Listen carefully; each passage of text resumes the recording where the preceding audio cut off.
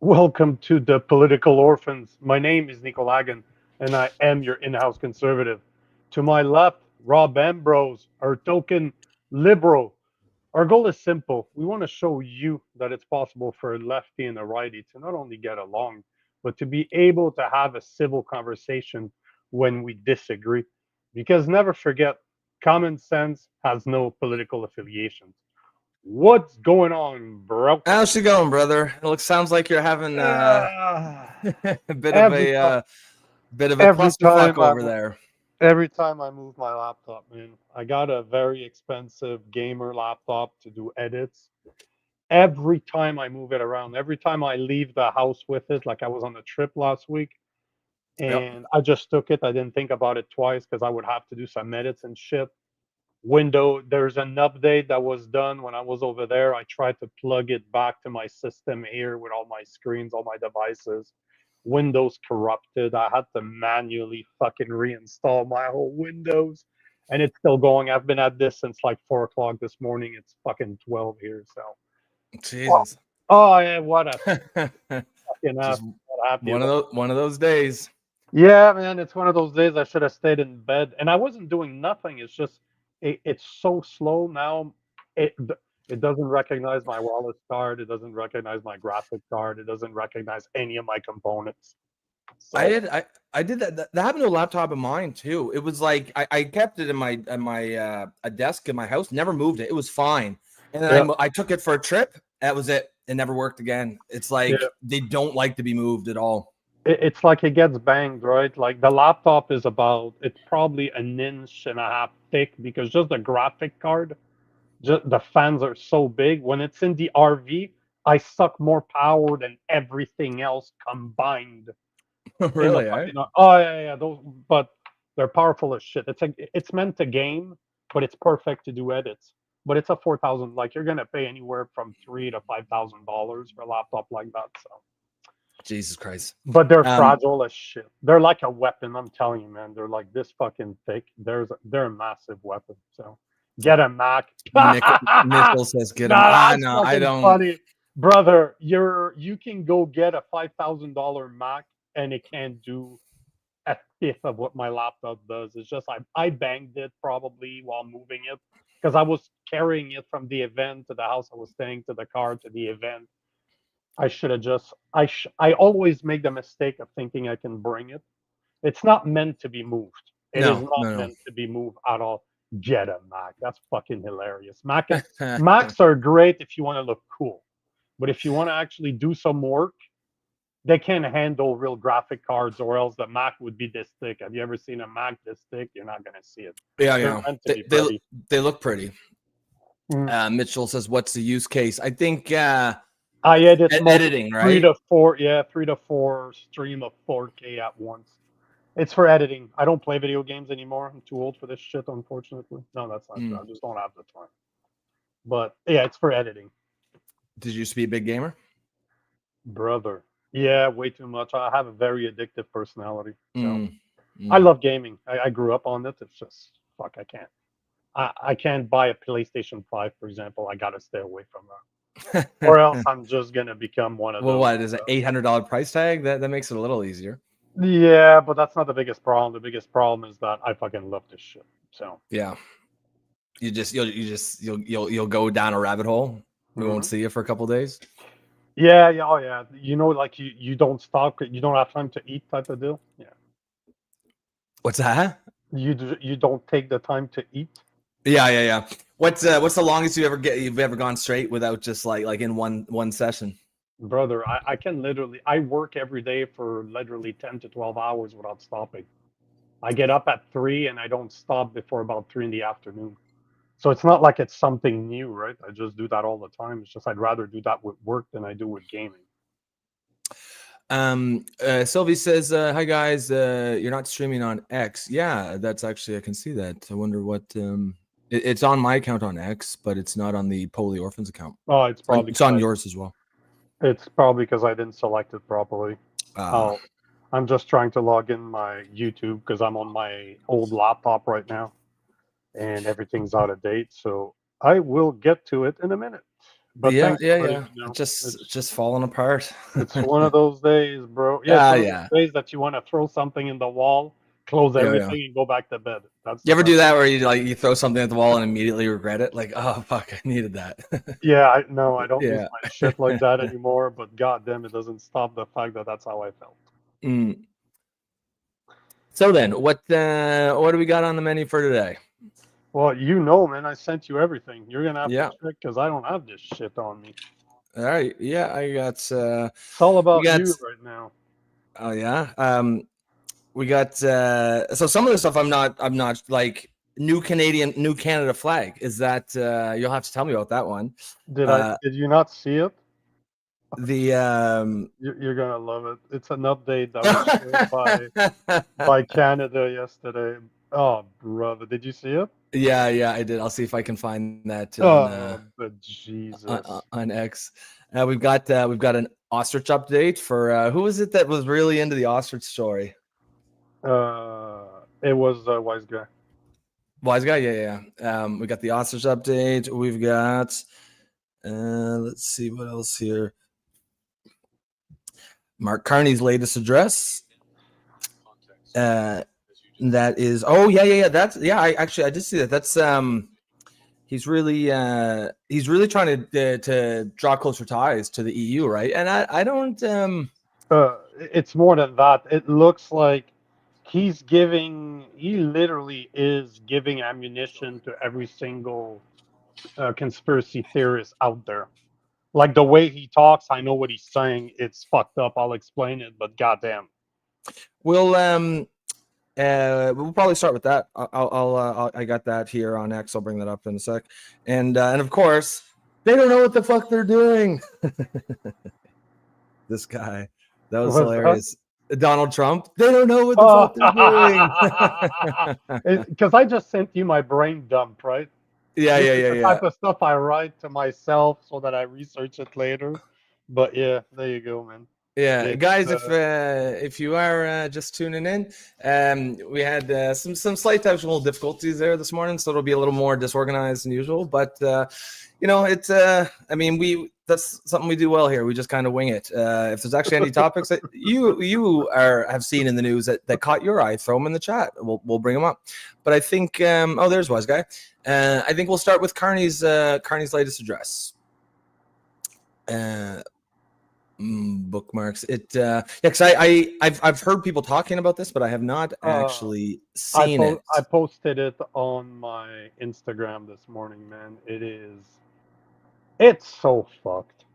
Like if you pay attention to what he's saying, it's scary as shit. Okay, I see where it is. I bookmarked it on the Poly Orphans account. All right. What because like when I saw it, just people talking about it, it seemed like it was like closer ties to the EU. You're saying it's more than that? It's because if you pay attention to what he's saying, you know, you've heard of the conspiracy theorists talk about one world order, right? Of course. He uses the expression a new global order.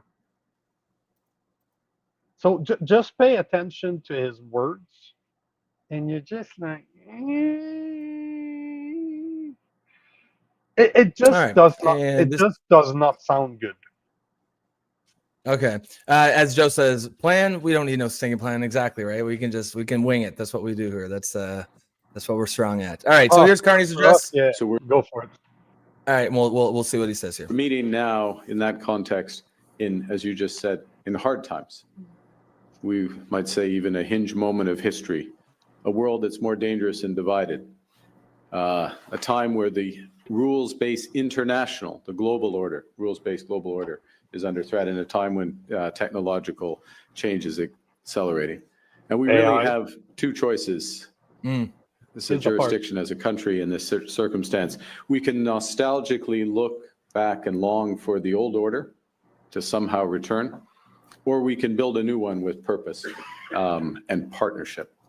Pause that for a as second the most and reverse European that. Listen of to the what he just non-European said. countries, Canada looks You first. read that back? Yeah, and just pay attention to what he just says. He's in like, this we could go circumstance. back to We the can old, but pause it for a second. We can go back to the old order or create a new one. Like, what the fuck are you saying, bro? What the fuck? nostalgically All right, look all right. Like, Let's see what he remove says. it just back. a bit more, just before the nostalgic A little bit part. further. All right, I'll go Yeah, back. yeah, just a tiny bit. Just all right. listen to Rules-based that. global order is under threat in a time when Okay, Oh, yeah, right yeah. there. I'll go back a little bit further. So we're Yep. meeting now in that context in, as you just said, in hard times. We might say even a hinge moment of history, a world that's more dangerous and divided, a time where the rules-based international, the global order, rules-based global order is under Global threat war. in a time when technological change is accelerating. And we really have two choices as a jurisdiction, as a country in this circumstance. We can nostalgically look back and long for the old order to somehow return, or we can build a new one with purpose and partnership. Like, And pause as that the for a most second. European of the non-European countries, He literally says we have an old world order that we could nostalgically try to go back to, or we could try to create a new one. Like, bro, he's literally in Europe right now. Yesterday, he signed a deal to get closer to the European Union. And he's talking about orders. When did you ever hear a prime minister of Canada referring to the way that we manage ourselves as a global order? We could nostalgically go back to the old one. What old one? Or we could go to a new one. What new one? And guess what it's all based on? Climate change. Well, yeah. I mean, does it get into that, or are you just Yeah. assuming? Just I'm okay, just all stopping right. right now because I want to make sure that people realize that people that follow me, they know what the fuck they're getting into. But for the Yeah, people out there, he's literally talking about new global orders. He just signed a deal yesterday with the EU. I've seen numbers as per Grok and the research that I've done this morning, about $63 billion that it's probably going to cost Canada. I've seen people say that it was more like $237 billion. The new EU deal that he signed yesterday, on top of, you look at NATO, you're looking at another $60 million, 60 billion. So this whole thing could cost us a shit ton of money. We don't have the real estimates yet, but he basically signed a deal that is worth billions of dollars with the EU without us participating in it. Because remember, he did that yesterday. Parliament was closed on Friday. So this did not receive any type of approbation. Nobody agreed to this. He just fucking did it. well, I mean, now what do we? Is it a trade deal? Because It's I don't know they if I heard call about it that. they call it the Ish Security Act. That he was in Brussels yesterday to sign a security act deal with the EU, meaning that we will build closer ties with the EU, the European country, for military, for security, from where we're going to buy certain military equipment. So he signed a deal that is worth a shit ton of money while Parliament is closed. Yeah. So, I mean, I'd have to look into this. Like, I don't know if he has, the authority. Is this a regular trade deal that he has authority to make, or is this not? Is this something new? But even As far let's just as put I that. know, he does have authority to do it. I don't think this is something that he doesn't have authority to do. The Okay. problem, Just when I say that he waited for Parliament to be closed, is that yeah. there's not going to be debates on it for 3 months. Do you know what I'm saying? You're Even saying though, you're saying just because he should doesn't mean just because he could doesn't mean that he should, kind of or thing. if he should, that should still be debated afterwards. Because there's nothing Yeah. stopping the Conservative, the NDP, the Bloc to bitch about this. But now that Parliament is closed for the next fucking 3 months, he's not going to see any type of opposition to this. And by 3 months from now, there's going to have a lot more problems to deal with once the House of Commons reopens. But do you think it's an accident that it was right after it closed? He's been telling us since his fucking campaign that Canada is facing an economic crisis, the worst we've seen since World War II. That was 1945. So basically, he's telling us that in the past 80 years, this is the worst economic state we've been into. And he's there signing deals worth tens of billions of dollars. He's shutting down Parliament after being open for 21 days instead of working through the summer. Do you know what I'm saying? He's passing bills like C2, C5. Yeah, no problem. In 3 weeks, they had time to table C2, table C5 to give $4.3 billion to Ukraine, to add to the 20 billion we already gave Ukraine over the past, 3 years, 4 years. Yep. And now, as soon as Parliament is shut down, that the House of Commons is closed, he's in fucking Europe signing a security deal with the EU. And he's been saying that he will augment our spending for NATO to 2% of GDP, which, as per the numbers I was seeing, was somewhere between 60 to 65 billion dollars. Yeah. So he's adding another 20 on top. Right now, it's around 40 to 45 billion dollars that it costs for the EU spending.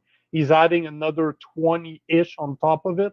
And he's only had budget for 9, but we didn't get to see a budget. So he's done C2, C5, gave more money to Ukraine, did not pass a fucking budget, and now he's in Europe giving what we could imagine to be anywhere between 60 to 100 billion dollars. He just signed that fucking bullshit for the next few years. It's insane. Well, I mean, I don't think these deals, like the dollar amount put on them, doesn't necessarily mean that that's just Canada giving money to the EU. It is reciprocal, but for me, it's going to cost us, because the deals are worth something like $160 billion American. Well, I mean, these are the kind of deals that, if done correctly, can benefit Canada. I just don't trust the Liberals to do any kind of a deal like this. When's the last time you heard European countries being a military threat to anybody? Well, we share the biggest border in the world with the #1 military. It would cost us somewhere, $7 billion, the last estimate I've seen, to join the Golden Dome. And now fucktard over there is overseas spending what it seems to be more than 10 times that, while Americans are asking Trump to quit NATO. Yeah. I mean, going on here? Yeah, I just, like, strategically, I don't really like it. I think we should be getting, like, I don't have a problem with getting, close ties with Europe or any country, especially a country that, is somewhat of a wealthy country. Like, that's fine. But by far our most important relationship right now still remains the United States. And that needs to be our focus. That needs to be our priority. And I mean, we're on a deadline here. What's like 23 days or 21 days before, and that's from Carney. He's the one who's sort of playing hardball now. He's like, we have 23 days to negotiate. And if not, we're going to walk away. Meanwhile, he's over here signing these enormous deals with the EU. And that seems to be his priority. We'll get back to this clip, because I'll rewind it like 2 seconds, because I don't know if you heard this, but he says, Canada is the most European of the non-European countries. And I didn't even mention that because it's so nothing compared to the new global order and the billions of dollars that he's going to spend to get there. But that's what, if you look at Nixon, because I saw his post this morning, that's what he talks about. But Mark Nixon, great dude. By the way, we had a podcast with him last week. Great dude. But he's not a conspiracy theorist the way I am. He probably did not hear the words I'm hearing, but that's because I know who Mark Carty is and I read his book, right? So, so go ahead, replay it all together if you want. Yep, I'll go back a few seconds. And as the most European of the non-European countries, what does it even mean? Canada looks first. I don't really even understand that. To build a better world. The fuck? What does that mean? We are the most European of the non, like, in actual tangible ways. What does he mean by that? Culturally, we seem far closer to American than European. I don't know. I mean, clearly we're more liberal than America, and I guess that's maybe what he's going for. But if you just talk to an average Canadian, they're going to seem far closer to an average American than the average European. Unfortunately, if you know what, let's play that video. Once you're done, just for shits and giggles, just go type in what's the name of this. That was done at the EU summit. Just Google EU summit and start looking at the liberal commenters. EU summit, like this one that Carney's at right here. Oh, it's just you want to see a reaction, right? I do that all the time. Like, I look at what my opinion is of something, and then I research what people are saying.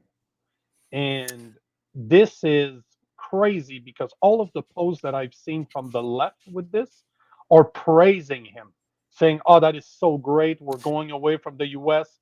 We're aligning with Europe. It's so great." And I just ripped into a massive platform this morning, and there's a guy that rewrote. He's like, "Yeah, don't worry about it, man. When there's missiles over the Arctic coming from Russia, we'll contact EU. They'll have an emergency meeting, and then they'll probably end up contacting the US so that they can send us some airplanes to help us." I'm like, exactly. Like, since when do anybody depend on the EU, on EU or NATO? Remove the US from NATO. NATO is literally like your little brother that always starts shit but can't fight. He always comes, "Hey, bro, I got drunk yesterday and I kind of did something stupid again. There's some guys at the front door to kick my ass. Can you help me out?" That's basically NATO. Without the US, obviously. Well, no, I mean, NATO is the US. US is NATO. If US pulled out of it, NATO wouldn't really exist anymore. Europe, they've also done the same thing that Canada's done, where they've also not really invested in their military over the last few decades because they were under Big Brother's wing as well. So yeah, I mean, like, as Wise Guy here says, how the fuck can the EU protect Canada? They're on the other side of the world, for fuck's sakes. And the Golden Dome is bull as well. Ballistic missiles can't be stopped. Ask Israel. I think I wasn't like, I'm just sort of hearing about this deal. I heard about it, but I'm kind of getting into the details kind of live with you guys. I thought it was mostly an economic, like a trade deal. No. I didn't realize it was a military deal. Like, what the fuck? It's a security/military deal. It's especially around. It's called the Security Act.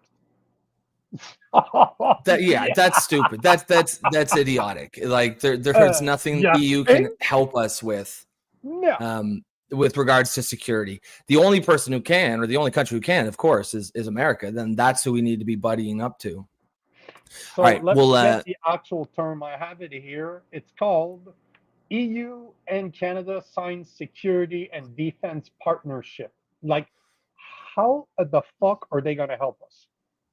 No, I don't know what they're going to sign letters and send them over to people. They're gonna if we get invaded, they're gonna form a committee and they're gonna look very seriously at taking some very, very significant actions over the next 3 to 6 years. Sanctions, bro. Sanctions. Yeah. We will no longer do business with you. But if you take the video, I'm telling you, we're only like 48 seconds out of. We got a minute left. Yeah. And he will bring, somehow he ties all of this with climate change. Oh God. Put it from the get-go, just like, since we've interrupted so many times, just let it go. Start back at the beginning. We'll try not to talk. I'll do my best to keep it inside. All right, I'll just take this last question before we play. So Squirrel Nut says, abolish NATO. And the reason I want to take that, because I think even not that long ago, I probably wouldn't have agreed with that, but the way I look at it, NATO, it's a giant hammer right now. It's got no natural enemy. And when you have a military organization, the saying, to a hammer, everything looks like a nail. It's going to find an enemy. If it's just sitting there existing, and that isn't good. That's a threat to global security. To have this giant defense, quote unquote defense organization that has no natural enemy. It's going to go around and bureaucracies, once they get big enough, they almost have, they almost become like sentient in something. They almost become self-perpetuating, and they want to defend themselves, and they want to continue to exist. And they will find ways to do it, even though, yes, the bureaucracies are made up of people that are doing things. When you zoom out and look at the collective action, you actually can think of it as almost a sentient being and they do not want to be just, they want to exist like all sentient beings, and they will find a way to make themselves relevant if we allow them to. And that's extreme. Like, that's bad enough when it's a bureaucracy like, the IRS or the CRA. But when it's a military bureaucracy with its own essentially private army, private air force, then we're getting pretty dangerous. Like, and think about it. The deal was signed in Brussels. Who the fuck is Belgium? Like, who the fuck cares about Belgium? Then we're going to take advice on security from the UK and France that can even fucking secure their border from Belgium, yeah, a Muslim invasion. Hey, how'd you guys do? Are you fucking kidding me? How'd you guys do in World War II? Oh, you lost in like 12 hours? Okay, cool. Oh, right. It's Canada and the US that saved your ass. Oh, yeah. The Belgians. The Belgians specifically. Well, France had built the Maginot Line, this like impenetrable wall, but they left Belgium covered because they were like, oh, we don't need to build a wall over there. And the Nazis just went through Belgium. We're like, get the fuck out of here, Belgians. Fucking bowled over that place in like 12 hours, and then came from the back. And the French were like, oh, sacre bleu. This is the worst part, right? France is like the retarded cousin. And the Belgium is like the inbred retarded. Yeah. Like, is that who's going to give us advice on military? Like, really? We're connected to the biggest superpower in the world?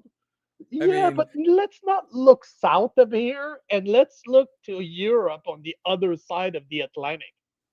Yeah. I mean, and the reason they're in Brussels is because that's where the seat of that's the capital of the EU. But it is fun.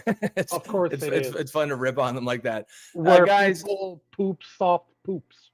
Like, everybody has diarrhea there. There's nothing hard there. Fuck. It's the dumbest fucking thing, man. It makes no sense.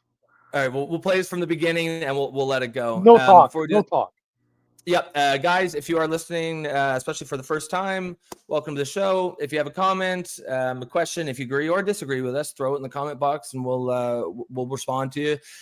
Make sure you like and subscribe, like the show and subscribe to the channel. And if you really want to support us, you can become a member for the low price of $2.99 per month. And that will allow you to support independent media like this. And of course, gives you full access to the Discord server. And with that, we will let's start it from the beginning here. So we're meeting now in that context in, as you just said, in hard times. We might say even a hinge moment of history, a world that's more dangerous and divided, a time where the rules-based international, the global order, rules-based global order is under threat, in a time when technological change is accelerating. And we really have two choices. This is a jurisdiction as a country in this circumstance. We can nostalgically look back and long for the old order to somehow return, or we can build a new one with purpose and partnership. And as the most European of the non-European countries, Canada looks first to the European Union to build a better world. That's what today is about. It's about building on our triple alignment of values, of interests, and of trust built over the years. And so today, this is a new era of cooperation. Our strategic Canada-EU or EU-Canada strategic partnership for the future will build a new and deeper relationship that brings us closer together, from defense to digital, from supply chains to security. We're launching comprehensive negotiations across multiple areas of cooperation, connection, trade, security, digital, climate. And this will make us both more resilient and more prosperous. In many respects, what we're committing to, from our perspective, Canada's perspective, is an ongoing process to an ever closer partnership that will bring our people closer together. Like climate, really? Security, Yeah, digital, military, and climate. yeah. He keeps really banging that drum, but It's it's like so many things. It does feel like there is that sort of shift in the discourse on climate. Like I think a lot of people are just kind of like, I don't know if I buy this anymore. Like, you guys have been talking about this for 30, 40 years now. And I mean, yeah, I guess it's kind of, sometimes it's hotter, but sometimes it's colder. The sea levels are the same. There's no major changes. I mean, people are starting to be like, you gotta show us something. Like, it sounds empty when you see these empty suits up here, like Kearney, just like talking about climate. It's like no one even gives a shit about it anymore, except for the elites, of course. And they're yeah, and of course they're shoving it down our throats. But toasted up. Whose dog's barking? That's mine. Well, it's not mine. It's my son's dog. Normally he isn't here, but he came over here with him for the day. And he's a little shit. So yes. So that's not your dog, because you have. It's not mine. No, my dog never barks.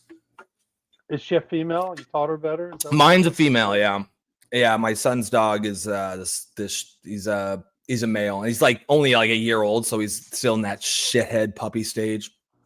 I had somebody tell me, because I have a female German Shepherd, probably only got a female so that I could dominate her.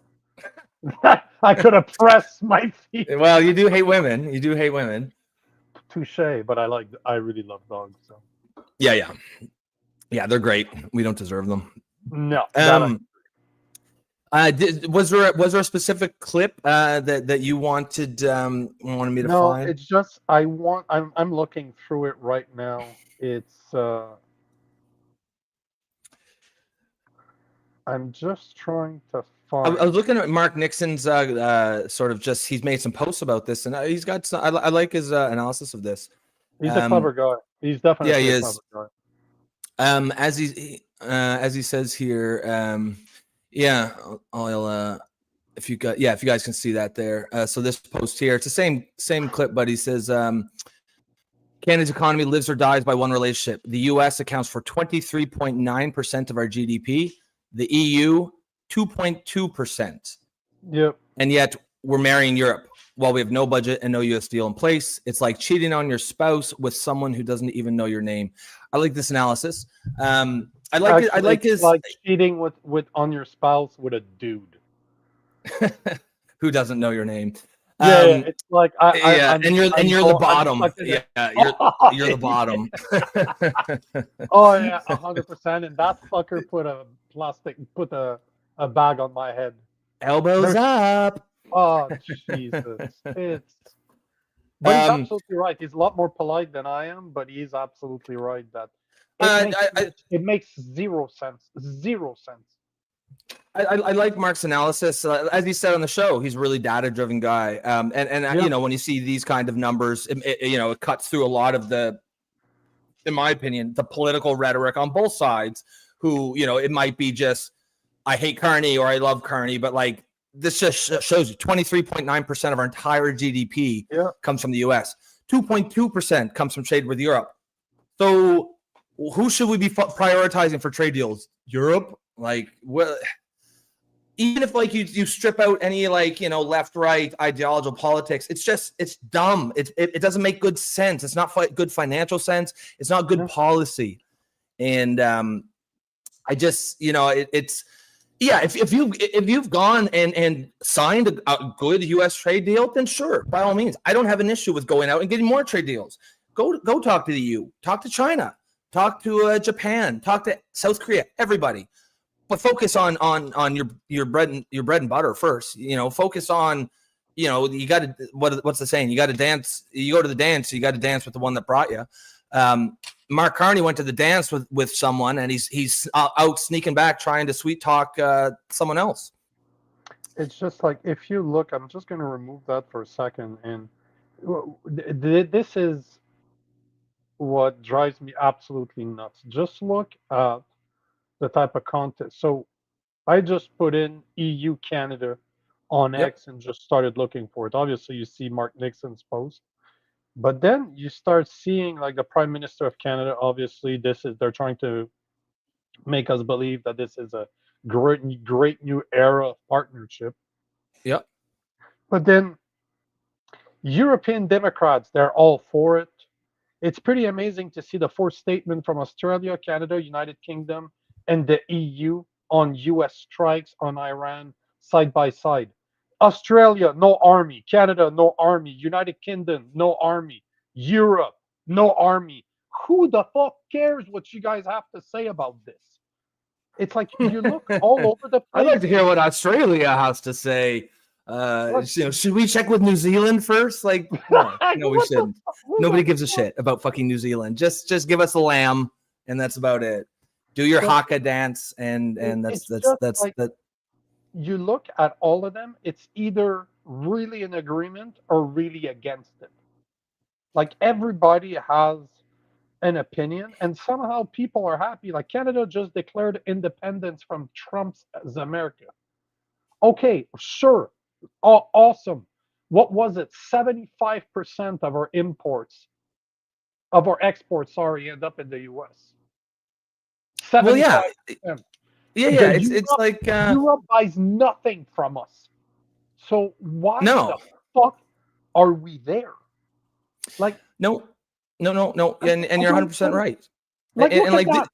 Oh, great meeting with Melanie Joly. That girl is so fucking useless. Like, what the fuck does that twat even do? Tell me this is not a DEI picture right there. Like, look at this. Obviously, they had a man take the picture, right? Yeah. I mean, what is the deal is going to be like? Chocolates will be much more affordable. Waffles will be way, we're going to be able to get 10% off waffles in the near future. But that's about it. That's most of the trade, I think.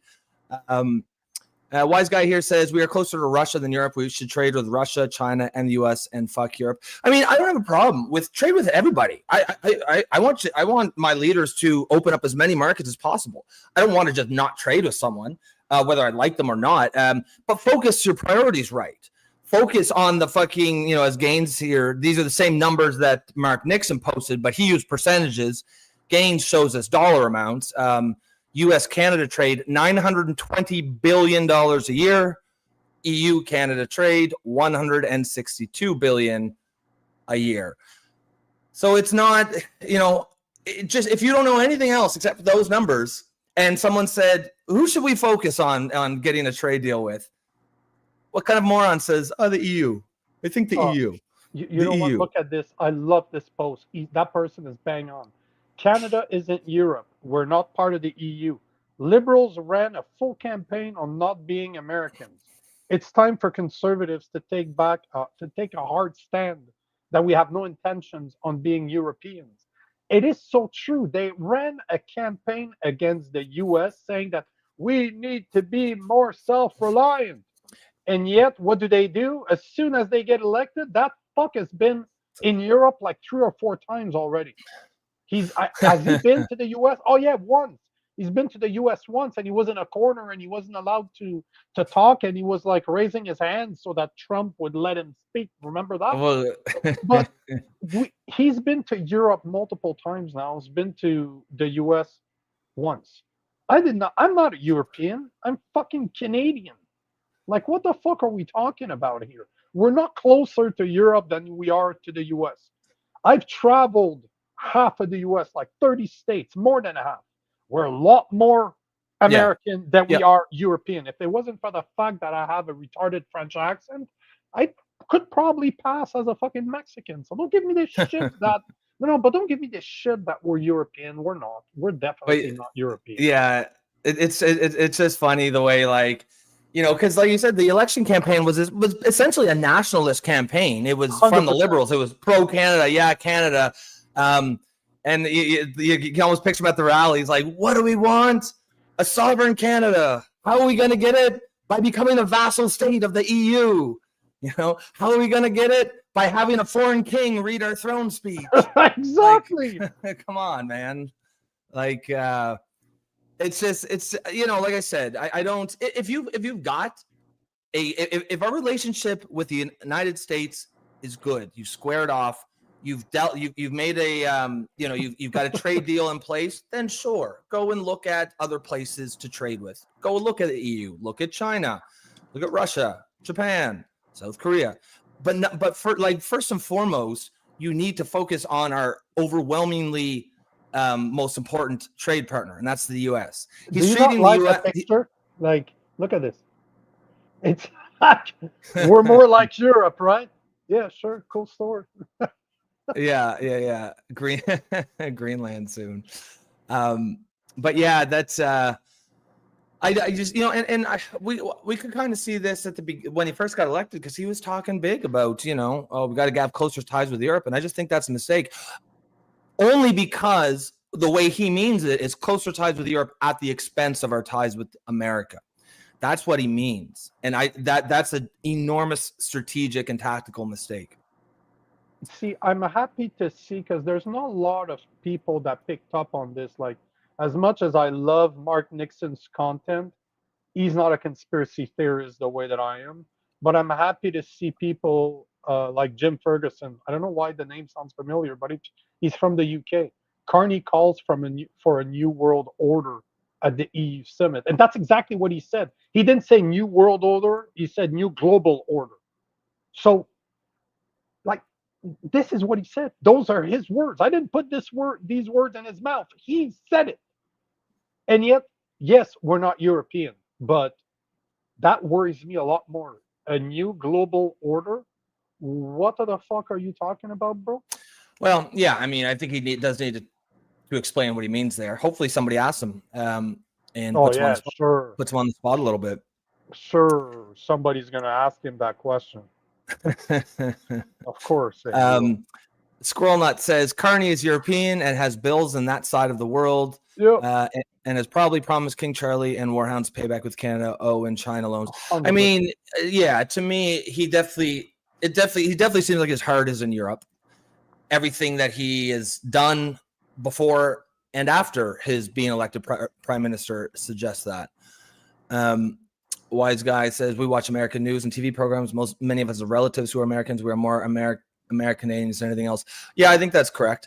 I think the fact that we are liberal as a country is probably some sort of knee-jerk reaction to the fact that America is more conservative. But broadly speaking, if you actually talk to the people in Canada, they're by far more similar to Americans than Europeans, and it's not even close. No, it's not close at all. No. Yes, no. Here we are. Yes, I mean, yeah. You talk to any German, person from France or Brit, you can tell there's a difference. You can tell, and it isn't just the accent. It's a different culture. I mean, it's similar. It's still Western society, but it's not. We're far closer to American than European. Sylvie repost the stream. Thank you, Sylvie. Guys, on that note, remember to repost the stream if you're over on X, and if you are on YouTube, remember to like and share and to subscribe to the channel. Robin says, yeah, my family were from Europe, but we align and have family in the USA. Yeah, I mean, I would say far more Canadians have family and friends in America than they do in Europe. So, it's not... Especially Canadian-born. Because there's a lot of Canadians that weren't born here, right? That they're from Europe, at least before they all came from India. But you know what? Yeah. We're probably more Indian than we are European. Right now we are, yeah. As bad as this sounds. Damn, that doesn't sound good when I say it out loud. Do you want to move to the next one? Or is there... No, go. I want you to show the picture of the picture of the Canada flag. That I think it was. All right, I'll find it now. Now, where is this? Is this an official? It's an official post from, if I believe it was Canada.ca. So the official website of Canada posted that. Oh, you're right. You're right. They did. Okay. So I this know. is, That's why it was such a big deal, because the official Canadian website changed their logo to the Pride of yes. Canada flag, whatever the fuck you're gonna call that crap. So here's the post: is the official account of Canada has changed our Canada flag, adding the pride colors. This is disrespectful and not the symbol of sacrifice Canadians serve for. Yeah, this is from the official Canada Twitter account. Yeah, I don't like this at all. I don't. It's just you don't need to fucking do it. I mean, I like. It's like the pride flag has become a political symbol, and regardless of where you stand, if you support it or you don't, you can't have political symbols as your national symbol. That is incredibly divisive. And it doesn't even mean what it used to mean. Like I think you can make the argument it used to mean like some version of tolerance and respect, diversity. It doesn't mean that anymore. Now it means ideological authoritarianism. Now it means you're going to do what we're going to say you're going to do. You're going to wear the ribbon. Like, remember in Seinfeld? But I don't want to wear the ribbon. Oh, you don't want to wear the ribbon? Oh, hey. Buddy over here doesn't want to wear the ribbon. People over there, who doesn't want to wear the ribbon? And man, he picked up on that so good. He foresaw this moment, Jerry Seinfeld, and whoever else was the writer on that show. So Robin says, what kind of comments in there? Yeah, I'm gonna. So this is just a screenshot, but yeah, I'm gonna find it. Because I'm curious too. Yeah, I was looking for it too. What's the tag? It's just at Canada, right? Yeah. Oh, here we go. I know that the Liberals have changed their. As soon as June 1st came around, they changed to a Pride Liberal, whatever the fuck concoction. Their logo automatically. I think on June 1st, they have an automatic software that just changes it to the Pride logo. But yeah. Well, first thing we see is they turned off replies, so that's always a dead giveaway that that they got a lot of shit. Honestly, yeah. Disrespect to the flag. That's not our flag. Thumbs down. The Techno Viking. I don't know if you remember this guy, but that was a classic meme. That was back before one of the OG memes. Yeah, it looks like there's surprising a lot of people who are not down with it. Please stop. But go to the main page. Go to the main page. There's a at Canada in the description. Has a stand for Ukraine flag in the description. Look at this. You had it right there. Look at this. Go back up. You skipped it. Up. Right up. here. Right there. Stand, right here. like, yeah. Like this can't be. Does this belong to Canada? I don't know what this account is. I mean, it's obviously an official one because it's got that gray check mark. Yeah, I don't. That's not right. That's not right. You can't. Stand for Ukraine, and then you have you post a picture of a gayified. Okay, let's be honest here. As Canadians, our flag is gay enough. We don't need those fucking colors on it. Like, come on, our flag is strikes terror into the enemy. It's like, oh, here comes a maple leaf. What are we gonna do? Shrivel up and blow away? It is so gay, so gay. Already, it's gay. You don't need to put pride colors to it. Like, come on. Yeah. You don't have the most aggressive of. Hey, we're Canadian. Hey. Yeah. I think that's stupid. Just leave the fucking flag alone. Leave the national flag alone, bro. Our main sign is a fucking maple leaf, and our main and they were like, it's not gay enough. It's not gay enough. We got to make it gayer. Is this one of those situations where too negative makes a positive? Like, it was already gay. Now you're making it gayer. Does that make it manly? Somehow, like the flag's manly now. I don't think so. I don't think these two negatives make a positive in this case. It was definitely sarcasm. But yeah, I'm shocked that I thought that was just some like activist or something. I didn't know that came from official Canada yeah. account. Yeah, it is really something else, isn't it? You're welcome. What? Yeah, thanks for that one. Which one should we jump to next? What did I send you? Hold on. I Actually, I'll get some videos for the. What did you send me? Let me see here. I sent you a bunch of stuff. Yeah, ostriches update. Did I send a bunch of stuff? I did, I think, yeah. Gotta have those ostriches. Yeah, you got me. Yeah, you sent me a global news thing. All right, we'll get to that in 1 second. I want to show this one here and then we'll jump into that one. Oh, that's fine. Shit. Oh, never mind. We'll go to the ostriches first. I'm just trying to find a video because I think I sent you an article. Yeah, you did. It was a global news one. 4 weeks, 1 month. Okay, that's the newest because I don't see any videos. So just pop that up. Just pop the articles because I actually, while I was at the NCI in Kitchener, I cannot remember the name of the woman, but there was a woman that was heavily involved. She was the one taking care of the media for the ostrich farm. Yeah. So obviously she's a big fan of the organization, and she agreed with me, and she agreed with you and I. She was like, "How are we not breathing those animals?"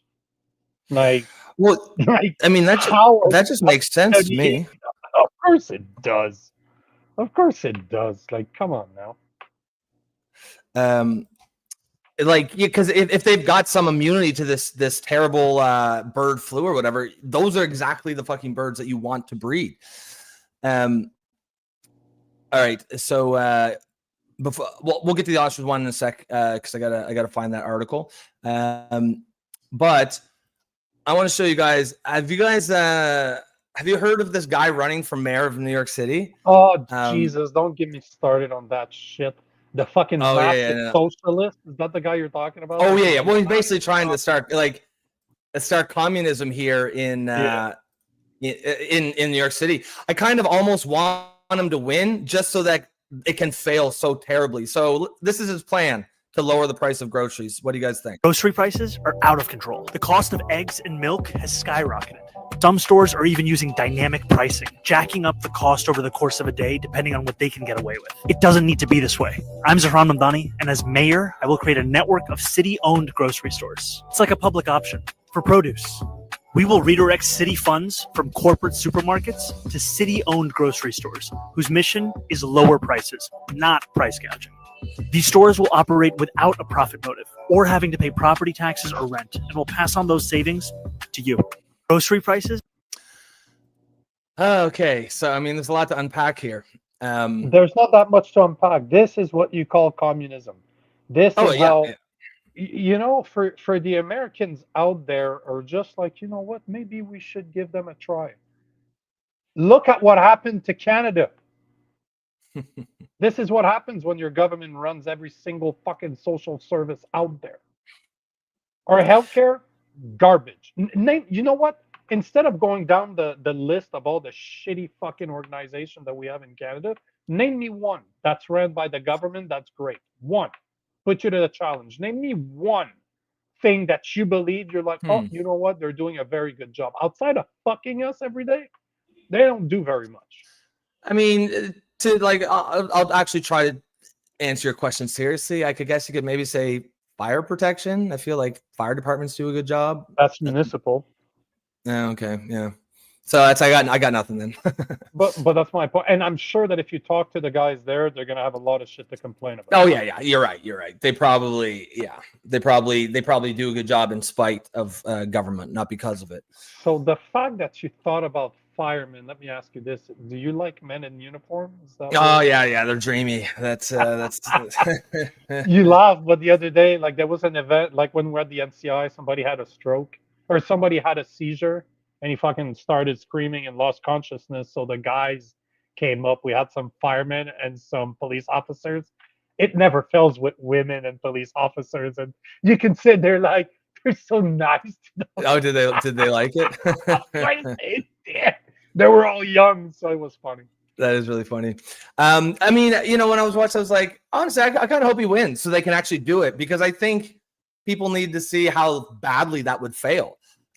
You need a fucking profit margin, or like they live in fantasy world, man. Like you can't just have, what was he even talking about? We'll redirect funds from corporate superstores to public. Like, do they think that the government just gives money to grocery stores? Like, but but that's what he's saying. He's basically saying, in order to prevent price gouging that's happening from private entities, those big corporations, we are going to allow those public owned grocery store to not pay taxes, to not pay property taxes.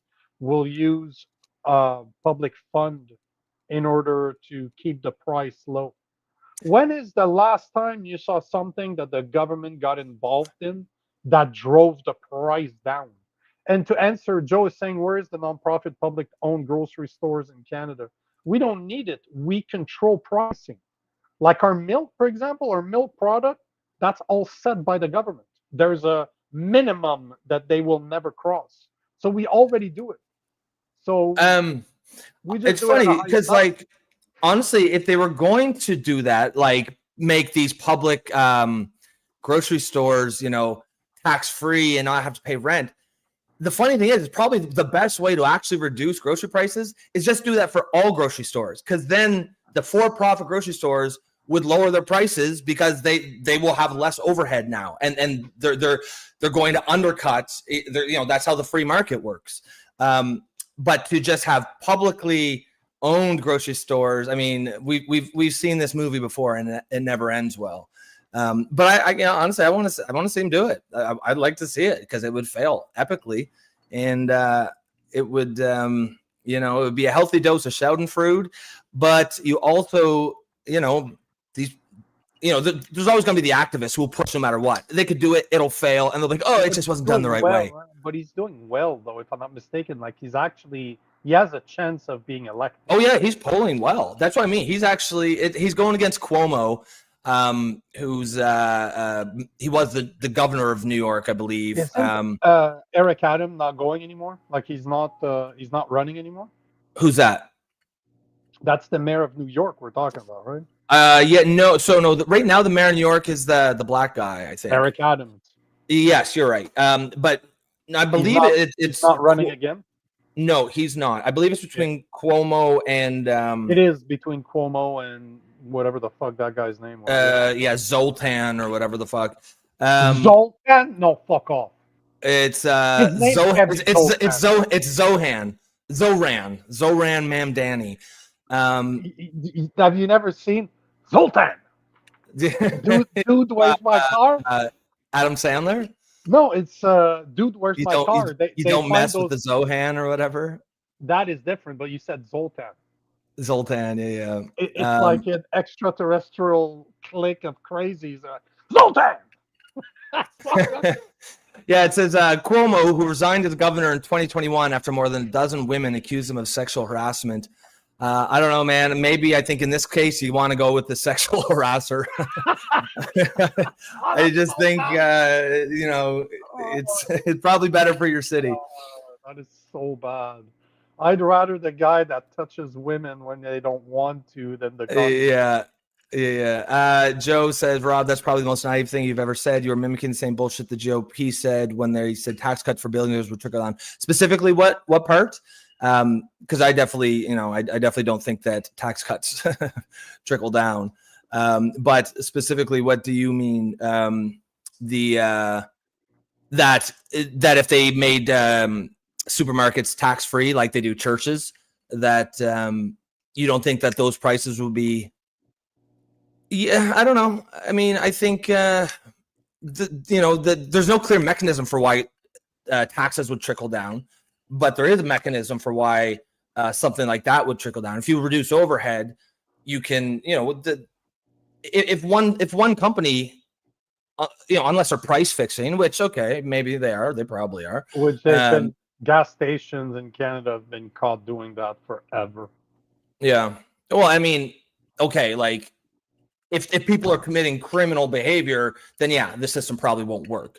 But in a system where people are not committing crimes. The free market, I do believe in the free market. I think, that, if the stores are colluding with each other to keep prices high, of course, that could keep prices high, and that's also illegal. But if they don't, then, stores will see an opportunity to undercut their competitor if there's room in their profit margin, and overhead via property taxes and stuff like that would be a huge, it's a huge thing that's built into all grocery prices. So I can at least see a mechanism for how it could happen.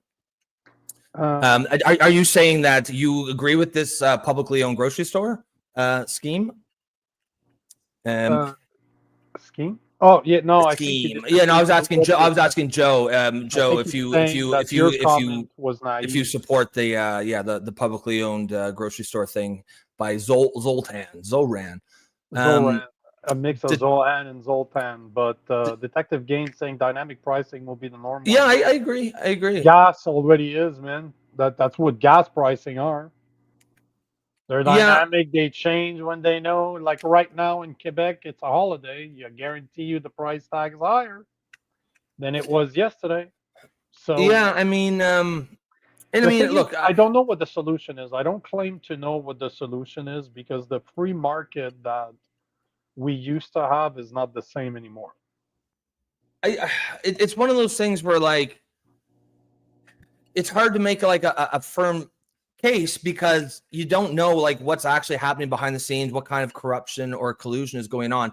But let's assume we lived in a system where there was no, they weren't colluding and companies were behaving according to the law. I think a dynamic pricing system probably would be the most efficient.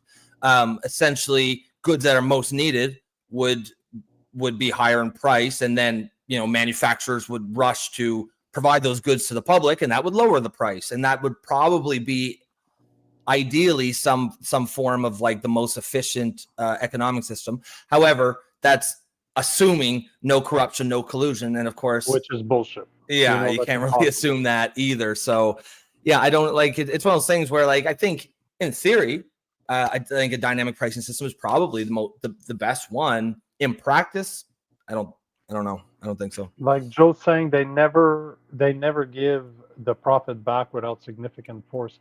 That's the thing. I do not claim to know what the best situation is because you either have. I don't want the government running that shit. That is for sure. The government does not do anything properly. Like nothing. Nothing that they do is actually managed properly. But at the same time, it's not like we have those grocery stores are not mom and pops anymore, right? They're all owned by the same entities. No matter the banner in front of the store, it's pretty much owned by the same corporation in the back end. So I don't know what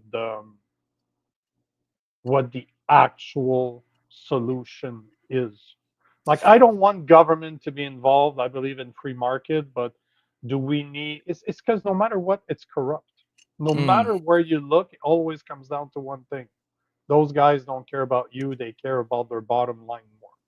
Yeah. Oh, yeah. Yeah. Don't get me wrong. I don't think any of these people are doing things out of the largesse of their heart. No. It's more just if let's say there is a across the board tax cut for all grocery stores, don't have to pay property tax or something, and a grocery store down the street starts passing that on to their customers, this one over here is going to have to, or the grocery store down the street is going to get all the customers. In theory, that's how the market is supposed to work. Of course, if the grocery stores are colluding and say, "Hey, you don't lower your prices, I won't lower mine," of course, that all goes out the window, and that is legal. But as we all know, that never stopped them before.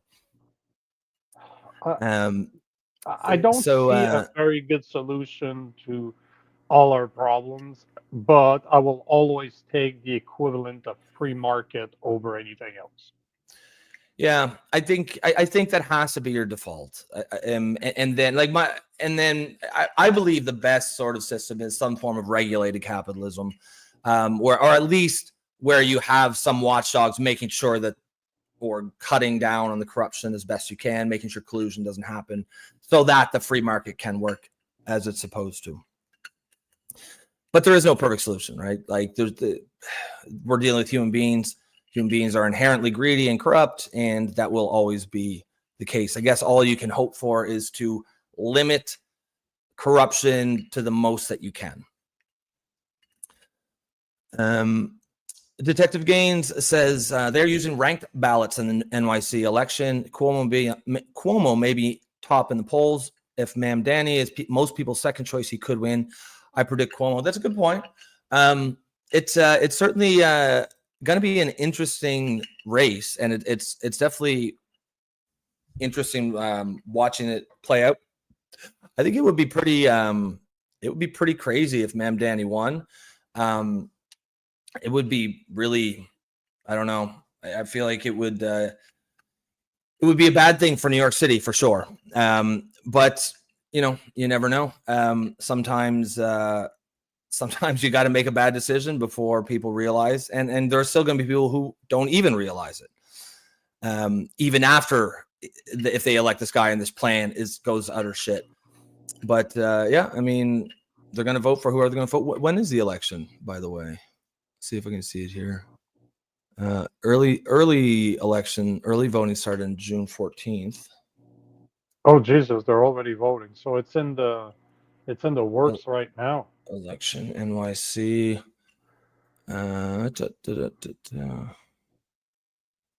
Dates. Okay. It's November 3rd. Wait. Huh? No, that's not right. That's not right. Mayoral election date. It would be on. Oh, okay, yeah. Just say November 4th. November 4th, 2025. And they did Oh, early wow. voting in June. That doesn't make any Interesting. sense. No, it doesn't. I think it's the primaries. But I thought, wait, none of this makes any sense. Because I would assume that the primaries have already been Yeah, it really says that it's on May 4th. Not May 4th, November 4th. Okay. Yeah. So that'll certainly be something to keep in mind. But I think I agree with you, Gaines. I'd be really surprised if that guy wins. Ram Danny, is that his name? Ma'am Danny. Zoran Danny. Okay. Can you believe he's a Democrat? I thought he'd be a Republican. Who's that? That's a joke. Oh. Joe Strom says there are literally no viable comparisons between Soviet bloc systems and us. How do you mean on that? Yeah, I'm not sure I understand that point either. Yeah, you have to flesh that out a little bit. Bumpy Johnson, the current vote is for the Democratic primary. Okay, so that's what they're voting for now. So Cuomo, if Cuomo loses the Democrat candidacy, speculation is he runs independent. Oh, so is Cuomo and Ma'am Danny, they're just going for the primary right now. Okay. Yeah, he's representing the... But because it's New York City, whoever wins the Democratic primary is almost certainly going to win the election, right? Could you imagine New York City electing a Republican mayor? No. You know what? Maybe they're tired of Eric Adams fucking up their city, because he's been there for a little while, right? Yeah, I mean, they're people in the city have to be getting sick with, like, the crime and the just the blight, and cities don't seem to be working as well as they were maybe 15, 20 years ago. And that seems to be happening across all the cities. And I think, at some point there's probably going to be a backlash to this. That's probably how it really is full force when the major, like Los Angeles or New York or even San Francisco, start electing Republican mayors. Yeah, because it's really 35 to 32. Cuomo's leading at 35%. Okay. Percent of the vote versus 32. That's really close. It's bad when a guy that's been accused by like 12 women to tippy tapper is still winning in the Democratic primary. Oh boy! Oh boy! Oh boy! Oh no! No, Joe, no. New York City state liberals are as liberal as Canada, to be fair. Yeah, no, nowhere fucking close. Our liberals here, there's no such thing. You'd have to look at the crazy that would support AOC. That's the liberal in Canada. No, you have to take it like a step further to the left. Um, uh, Detective Gain says the media loves a horse race. Yeah, and I mean that's how they cover all political, I guess, races, and you know, I don't think that's the best way to cover it. It's not really even about issues. It's just about the personalities and the, you know, oh, he's winning, oh, he took over, and it's always a focus on that, the polls and who's winning, who's up, who's down. Much less so, you know, much more you know, much more interesting, I guess, they think, than having to actually take the time to dig into the issues. They'd rather just, you know, do the horse race. I'm not making your point. What I'm saying is that this is a small subset of New York voted for AOC. She's not the mayor. She's a rep in the White House. What I'm in the White House at what's the equivalent of the Parliament? I'm drawing a fucking blank right now. But the point is that AOC is just a subset of New York. Being the mayor, imagine if AOC got elected mayor, then I'd agree with you. I'd agree with you. What I'm saying is that in Canada, the average liberal absolutely fucking loves AOC. The people that voted for Carney love AOC. That's what I'm saying. You're talking about a small subset of New York. We're talking about a fucking population. She shifted herself along the Overton window. Like, she was, even on the left, I think she was thought it was pretty radical when she first came up. But right now, she's smack dab in the middle of like mainstream Democrat politicians on the left. Like that's how she's perceived by people in the Democratic Party. Of course, she's more conservative than Bernie Sanders. Yeah, she is. But I get what you're saying, Joe. I think all I'm trying to say is that your Democrats in the US are not as crazy as our liberals. That's the point I'm trying to make. You have some of them that are, but the vast majority are not as crazy as our liberals. Our liberals are just fucking nuts. Bumpy Johnson says AOC has become mainstream Democrat in New York City. New York City mayoral candidates want to get rid of credit scores and have free transit. And I mean, that get rid of credit scores, that just makes me laugh when it's just such a classic liberal policy, was just not thought through whatsoever. Just say something that sounds good and not connect any dots downstream of that decision. Because I'm reminded of, remember when all the fires in LA happened? And of course, the liberals were freaking out because so many insurance companies had either canceled policies months before or just wouldn't insure people. And they're like, look, there's more proof of the insurance companies' greed. No, what actually happened is because Newsom signed a law limiting how much insurers could charge, which in theory, sure, sounds good. But what they didn't realize was, if insurers can't charge if they can't appropriately price risk, then they just won't issue policies. They're not going to issue policies. It's like going to the casino and playing a game that's odds are stacked against you. In the casino game of life, insurance companies are always the house. They are always playing the side that the odds are in their favor. They are never the player going to play where the odds are not in their favor. And when faced with that policy, they'll just say, okay, that's fine. We just won't issue insurance policies in America because we can't appropriately price the risk. And then you see what happened. Not millions, but thousands of people lost their homes and were not insured because the liberals put a policy that sounded nice, but downstream had the effect of the opposite. And the same thing here, get rid of credit scores because they think then that way everyone will be able to borrow money and blah, blah, blah. What will happen is if the lenders can't accurately price risk, they just won't lend to anybody. That doesn't help anybody. Like credit scores or hate them, they're pretty accurate. Now, we're not talking about social credit scores. Those are completely different things. But yes, I mean, people tend to behave in predictable ways, and people who pay their bills tend to continue paying their bills. People who do not pay bills tend to continue not paying bills. That's how it works. They have to have a way to be able to accurately price risk, or they just won't lend to people. And that's the downstream effect of these policies.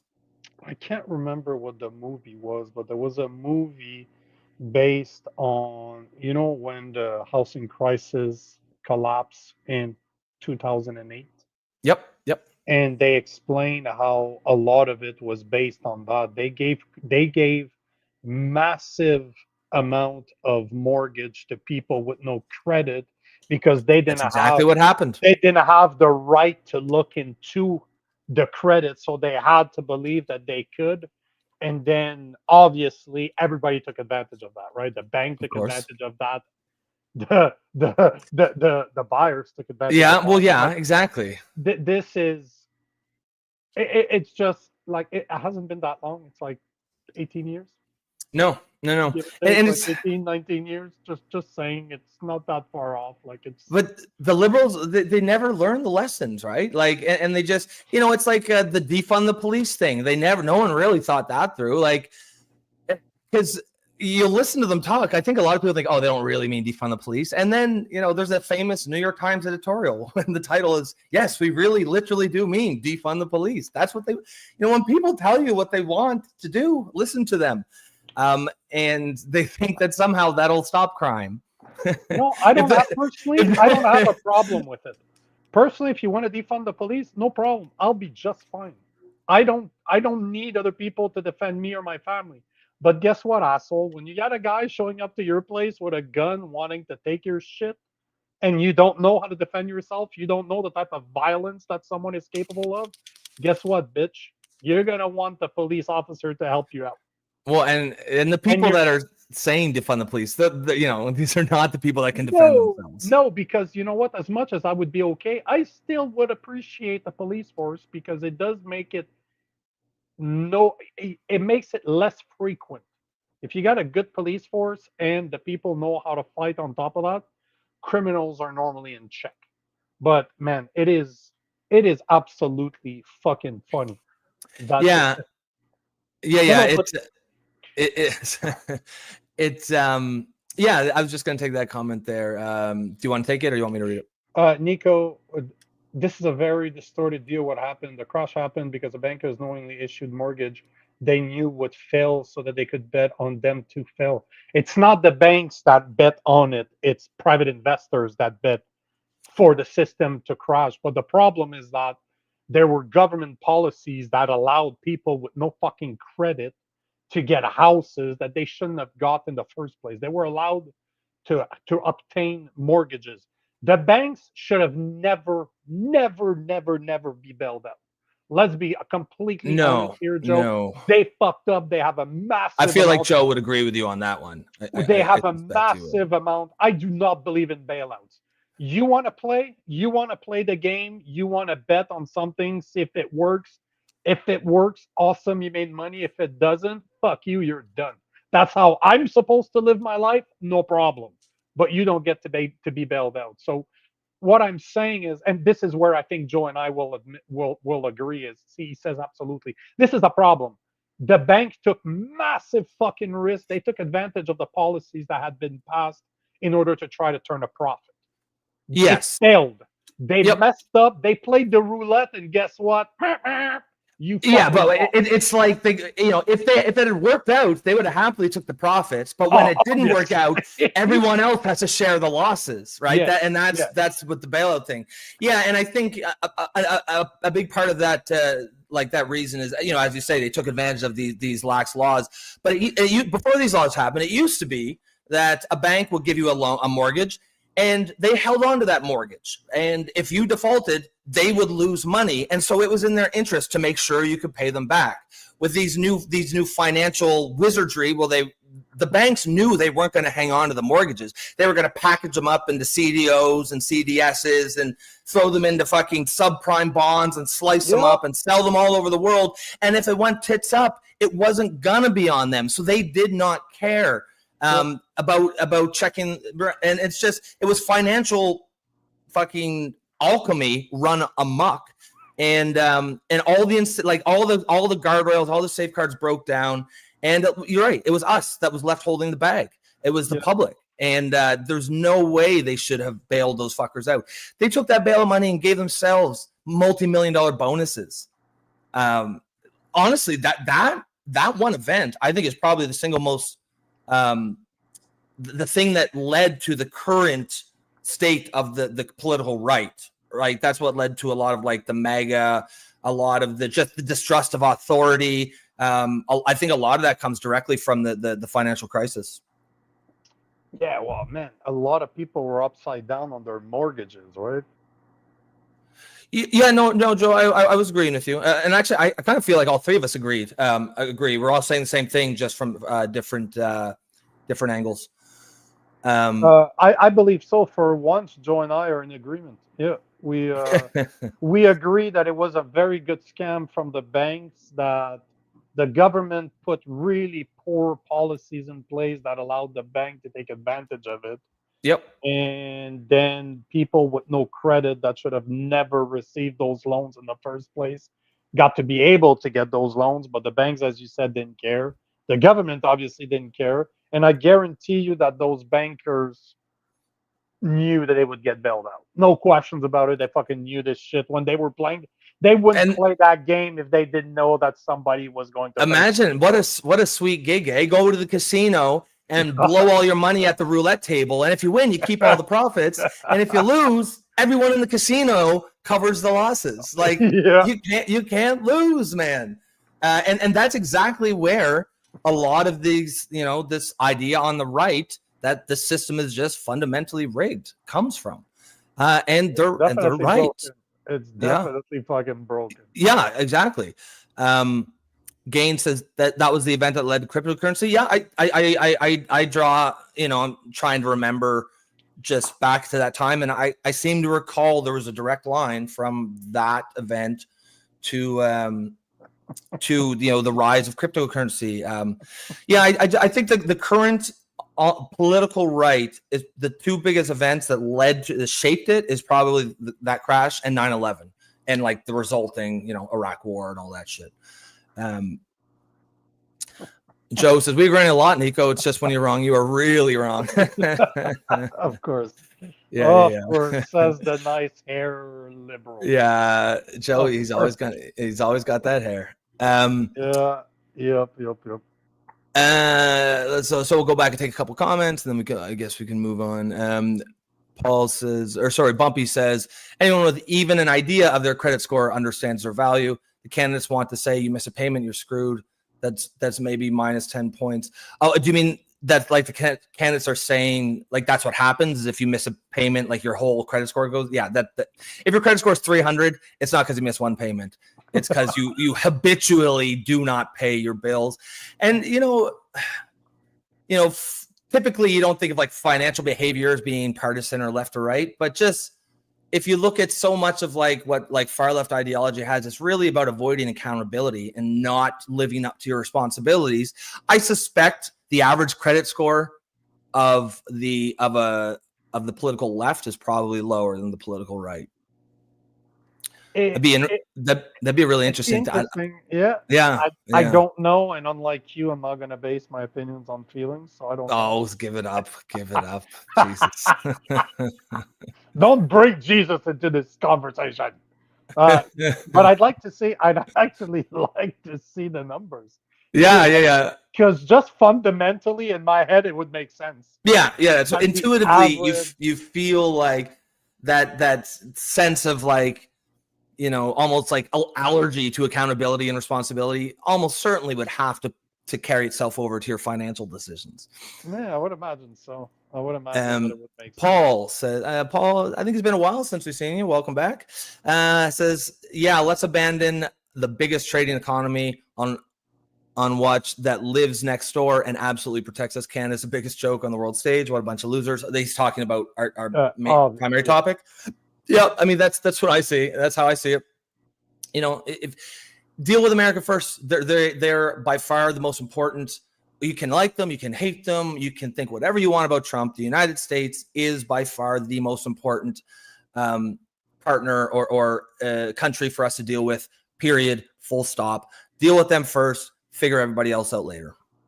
Just for sake of argument, do you want to put back the video of Mark Carney? Yep. Don't even play it. Mute it and play it. And okay. I'll pass one because I posted that on Instagram this morning, right?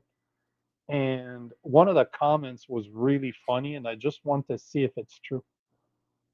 I want to see All because right. the comment was, if you look at Mark Carney speaks, he looks like a Sith Lord.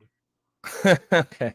It was Mark Nixon, right? That Yes, Mark Nixon's the uh, one you showed earlier, but okay. just looked at it, and that's the thing. That's what bothers me about Mark Carney is again his mannerism. As much as I think that Pierre Poilievre looks like a jackass when he speaks, he looks like he's pretentious. Yep. Mark Carney looks evil. I wish somebody would be good with Photoshop or After Effect and would just put a Sith Lord outfit to Mark Carney when he's speaking. I just want to and modify the voice to the Sith Lord to see if it actually sounds the same. Okay, let me see here. Where is that clip? Because they know Bookmarks. we're. I don't think that a lot of people think we're a joke on the world stage. I think a lot of people, unfortunately, they think the U.S. for some for all the reasons that we know is a joke on the world stage. Because man, I'm telling you, you look at the comments, a lot of people are liking what Carney's doing. Like a lot of people are liking what Carney's doing, and I would So argue that there's a minority of people that agree with what the U.S. is doing. I mean, so yeah, I mean, like I took the same approach with Carney as I did with Donald Trump when he got elected, where I was just going to put everything aside of what I thought about him and just assess him on everything he's done. I think Bill C2 is so far the biggest red flag, biggest concern. Yeah, I mean, he hasn't done a whole lot other than that, but other than that, there isn't anything that I've seen other than just like some of his rhetoric. But I'm talking about things he's doing, policies, or I guess that like you were talking about the other day, that tax cut that saves us what $280 for a family of four. So that's what, $12 a month or something. Like that's obviously stupid. But I mean, I haven't seen anything other than the C2 that's really like, okay, this is a serious problem. But he hasn't really done anything yet either. All right, so here okay, so there's your Sith Lord. All right, so there's Mark Carney. I'll press play. We're muting it, are we? Oh, yeah, just mute it. Just only a Sith speaks in absolutes. I would just love to do a versus because somebody said that this morning, and I see it. I think that dude is evil as shit. So the comment that you just read, saying that we're a joke, I don't think that the average worldwide individual takes Canada as a joke. They like to believe that the U.S. is a joke. Yeah, I don't like it. I don't like his mannerisms. I really don't like it. I just wish that somebody would be good enough. I'm not good enough with that type of stuff to put horns on uh him. no, not even the horns, just the Sith Lord, because it is true that he looks like a Sith Lord. His teeth drives me nuts. Like I don't know if you ever saw his teeth. For a guy that's worth more than $100 million, he could get his fucking teeth fixed. Like, have you noticed a lot of world leader in Europe, they have really fucked up teeth? Like, yeah, really it's almost like is it a status symbol or something? Because I could definitely fix it. like they're yellow and like yeah, like well, Brits are famous for the shitty yellowing teeth, right? Yeah, but Carney has really fucked up teeth. Well, like, he's European, right? That's the European in him. he's not yeah, gonna I fix his guess teeth. so. Yeah, I guess Joe European Stradamus says the Tea Party had a point, but that movement was swallowed by the MAGA cult. Yeah, that's a good point. I haven't heard from the Tea Party for a while, eh? What is I the guess Tea Party? They'd be considered libertarian, right? yeah, I think so, and I think Joe's right in that they got pretty much swallowed up by MAGA. Like that's essentially what it evolved into, I think. But it used to be a pretty common thing. Like you'd have like a Tea Party Republican, and in fact, quite a few of them on that first wave got elected, and some of them are still in Congress now. So he says, yeah, you missed many pennies. Oh, okay, talking about 300. Yeah, talking about credit scores. Yeah. Yeah. Yeah, you can remove that video. I don't know why I thought about that. Yeah, Really good. scrolling that says, "What positive have you been seeing on Carney? The propaganda machines that work for him. Come on, read my feed. Zero. People don't. I, No, I haven't seen any positives. I'm just saying of the big negatives. I've seen C2. I don't. I guess he might be evil. As Nico says, I don't really have any information about that, so I don't really read his book, man. Well, I mean, Everything does people make can be sense. stupid or even corrupt as shit, or even like just shitty people. I don't know. For me, evil has a specific definition. He definitely is. Again, read his book. I've told you like 40 times to read it. Read it. Everything he does makes sense.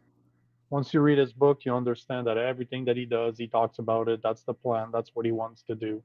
That's why he keeps on putting climate change at the middle of everything, because that's what he's going to do.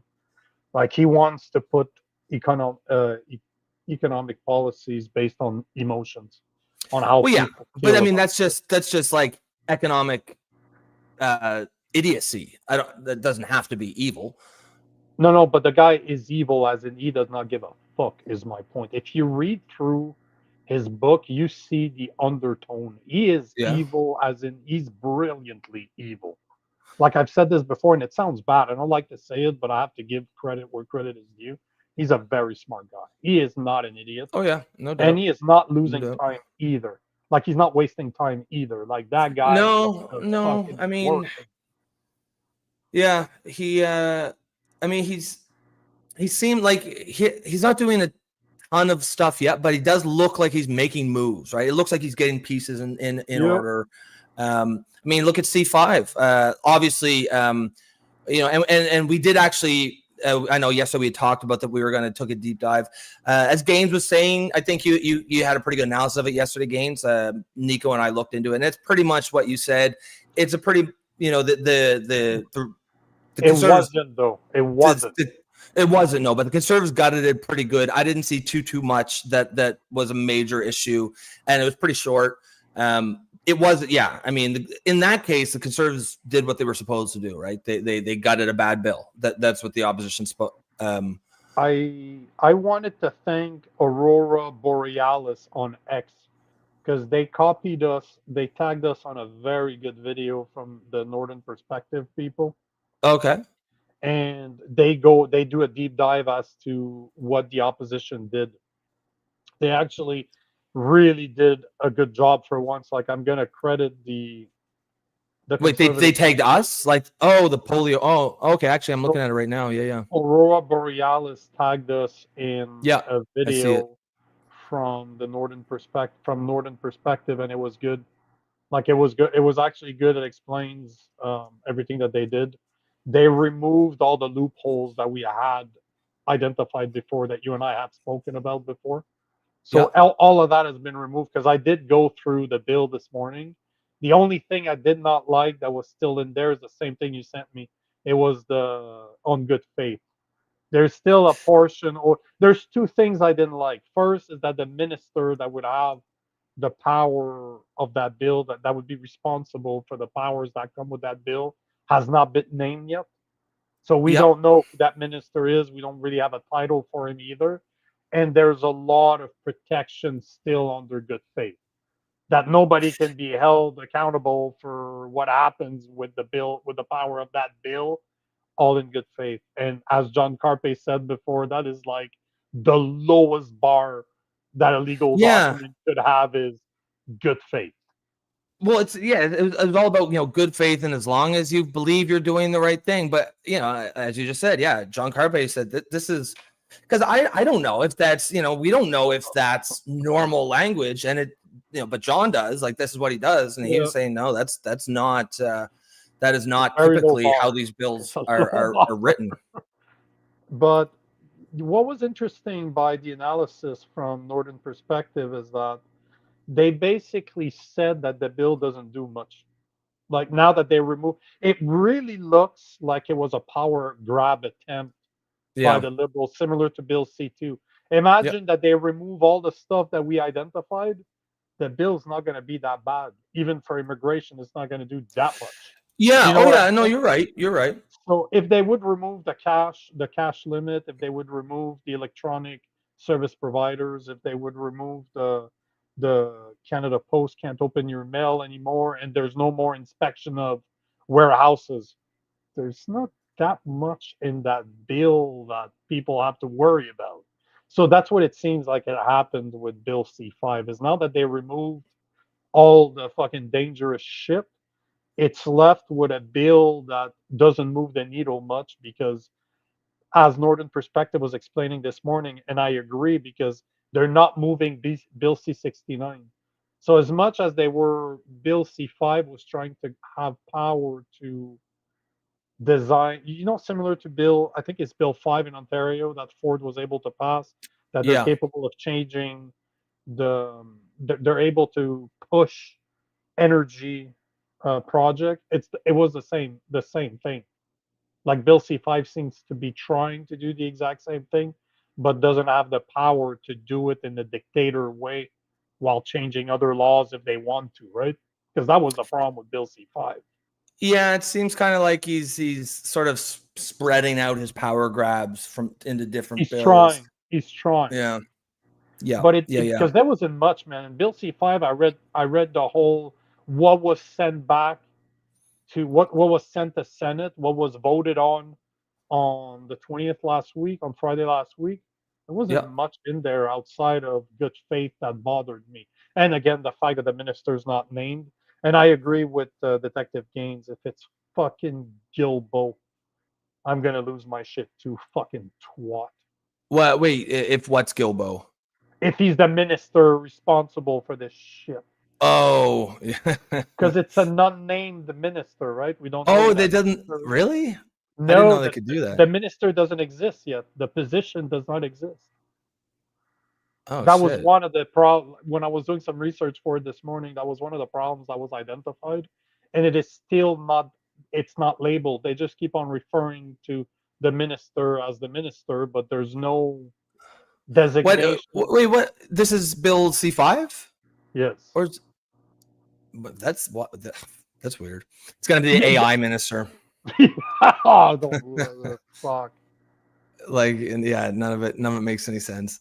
But it doesn't seem like I did a deep dive. I've read it all. It's not that long. It's like 25 pages, give or take. I think it was 24 pages altogether, and there's really not that much. I think it took me as long to watch the video from Northern Perspective as it did me read the bill, but there wasn't much in there. Now that it's gutted, like I didn't read the original version. I just read the gutted version, the one that was passed to the Senate. And there was a few. It's a shame my laptop crashed because I had a few videos of conservatives talking about it, and it seemed like it wasn't that bad at all. But they were also saying that it doesn't seem to move the needle much because if you don't remove bills like Bill C69, they're still there. They still need to respect Bill C69. That means you still don't have the power to do much if you keep that alive, and unfortunately that's the case. So the red tape is still there.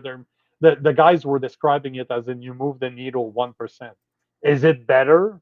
But what I found interesting is that the Northern Perspective, the video is called Opposition Parties Eliminate Bill C5's Dangerous Loopholes. So if you want to go watch it. It's boring.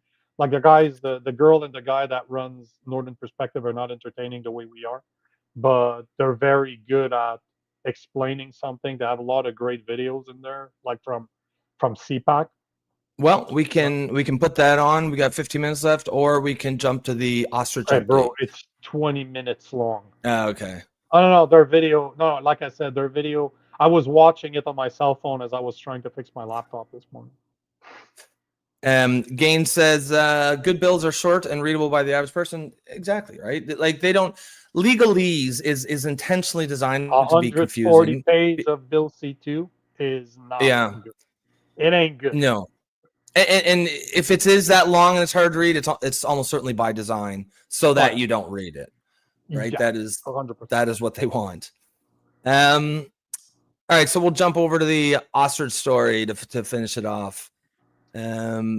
This is so for those who are, for context, this is out in BC. What is it? There was a avian flu outbreak on this person's ostrich farm. A couple of them died. Most of them survived, and presumably they have immunity to it now. And the government ordered ordered them all to be killed. 400 of them. People are sort of up in arms. It's become sort of a right-wing activist point. And I mean, maybe you could tell us, like, what is the main thrust of the right-wing argument here? That it's just government overreach. No, the reason why I started talking about this is because of, how do I address this without getting us in trouble? Whoop, whoops, whoop, whoops, whoop, whoop, whoop, whoop. I'm not a fan. I posted, if you want to know how I feel about this, you can go to my Instagram. You can check out a post that I did on Sunday. I talk about measles. Because I remember when I was younger, we had chicken pox party. If you're a bit older, you had measles party. And this is how you build your immunity, right? You put faith in your immune system to fight. Unfortunately, that means you got to get sick. You'll be sick for a few days, and then poop, natural immunity, because you have a strong immune system. So I made a post about this on my Instagram, and basically what I was saying is that before 1963, before the measles vaccine was the measles was available, was widely available. There were between 3 to 4 million cases as per the CDC in the US. So 3 to 4 million people, mostly kids, would get measles every year, and about 400 to 500 would die. So you had a survival rate of like 98.4%. Above that is the lower number. So you had a minimum survival rate of 98.4%. And this always gets back to me as in, so why do we take whoops for measles when, if you look at the data, it's not the whoop that fixed it. It's strong immune systems. That's the problem. It's just that now we're so fucking scared of being sick that we will do pretty much anything we can to not be sick. So a whoop is good, but there's nothing better than natural immunity. And this is my point with those ostriches, right? You got an avian, because they now have it, right? Exactly. So you have an avian, you have ostriches in BC right now. There's 400 of them. As you mentioned, a few of them died, probably that they had immune system problems, that they weren't the healthiest of them. There's always a risk to viruses and infections, right? But if you have a survival rate of 99%, like you saw with the measles, why the fuck do we have whoops? Wouldn't you rather build your immune system? It's like during the lockdowns and shit, I was giving hugs to people. I don't have any whoop. I didn't get sick once, and I hugged thousands of people. Why? Because I treat my body with respect. I don't treat it like a fucking dumpster. So I have a strong immune system. That's what I see from there. And it blows my mind that you have a government that does not want to retest them, because that's what the headline says. Because other headlines that I've seen earlier is that the call is not happening anymore. And maybe you can verify if you want, but a temporary stay was granted. Exactly. So if you have an animal that can actually develop natural immunity to, why would you kill it? Why would you kill them? Avian flu is saw potentially as a problem that we could be dealing with when it comes to chicken, when it comes to ostriches, to our food supply. Why not study them? Why not verify that if they do indeed have natural immunity? If they do, make sure to use those to procreate other ostriches. Yeah. How do we cross that to chickens? How do we cross that to the food that we eat? Because they have natural immunity. It's not garbage that you're injecting in it. It's really natural. What's better than natural immunity? Well, so, and I mean, the thing is, like, I'll play devil's advocate here. Let's say that you're a firm supporter of vaccines, and let's say they work exactly as you say they do. The whole point of like, whether it's natural immunity or the herd has gotten immunity because they've all been vaccinated, it's really the same goal. What you want is a herd of animals who are have immunity to the diseases that you want them to be immune to. And if let's say there was a vaccine and it was safe and effective, it worked, fine, okay. But if you don't need to, and they've already done it naturally, why the fuck are you looking a gift horse in the mouth? Just be happy with it. That's the best case scenario you could have ever hoped for, even with your whoop whoops there. It's like they're like, they fetishize the vaccines where they like, if you get immunity with anything other than vaccines, it's like can't be trusted or something, and it's idiotic. It's absolutely idiotic. Let's, for sake of argument, say that whoop whoops are safe and effective. Yep. I don't agree, but let's say that that's the case. Why would it not? Wouldn't you rather have the natural route? Because less drugs, less drugs is better. My point exactly. So why wouldn't you want to use the less possible of medication if you can avoid it? Wouldn't you want to have healthy patients as a precursor to avoid the amount of medication that one takes? Just to address it and just to prove my point. Oh, like, yeah, I think we were trying to pick up the same comment because I think that's great. That's a great one. But he's wrong, but I'll explain to you why. But this is incorrect, Detective Gaines. When it comes to the whoop whoop for livestock is absolutely essential. That is incorrect. If you do the research, you will notice that whoop whoops are antibiotics, because if you look in chickens, they won't feed them the food that they're supposed to eat. So they get infection from the food, then they need antibiotic. It's something like 90 or 95% of the world antibiotics is used on livestock because we're not allowing them to, let's say for a cow, to eat grass. Cows eat grains, causes issues with their stomach. They develop ulcers, they develop infections, and they need to be injected with antibiotics. Unfortunately, we eat those. That means that our tolerance to, do you know that our tolerance to antibiotics like penicillin is almost, it does not work anymore because we have what they call superbugs and we don't have antibiotics for those. And unfortunately, that's because 90 to 95% of antibiotics are used in our livestock and we eat them. So we're destroying our own fucking resource that we should have only in last resort, because antibiotics should be, if you should never want to use antibiotics unless it's last resort, because the more you use them, the more there's going to be viruses and infections that are going to be developed naturally that are not affected by them, just like penicillin. It's insane when you think about it, but that's why I was vegan for so long, bro. Detective Gaines, by the way, is because I'm now that fucking meat. Now I in the US. I got to feel, I'm pretty sure Gaines, correct me if I'm wrong here, but I'm pretty sure he owns like cattle or a ranch or something.